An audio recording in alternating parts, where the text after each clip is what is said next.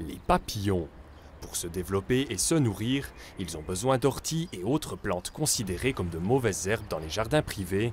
Celui-ci à Soutz est sauvage et est donc un lieu de vie idéal pour les papillons et autres petits animaux.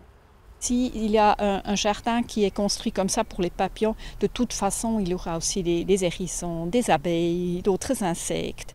Plusieurs jardins sauvages permettraient de créer un corridor à papillons. Les insectes pourraient ainsi coloniser de nouveaux milieux et assurer leur survie sur le long terme.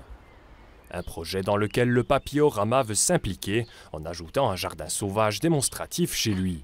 Pour le directeur Caspar Bivield, un corridor à papillons serait important pour les insectes de la région.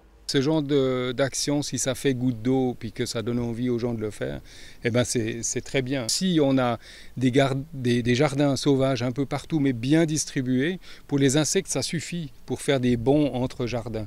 Ils n'ont pas besoin d'avoir de la continuité, mais bon, à 100-200 mètres, il faudrait le prochain jardin, là où les choses peuvent se passer bien.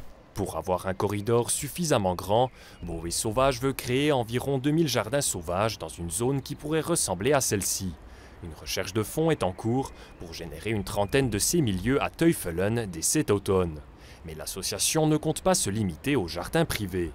Avec nos organisations partenaires, on va aussi regarder par exemple les espaces autour des usines ou les espaces publics ou les écoles. Et puis après, ce qui est aussi très important, ce sont les zones agricoles.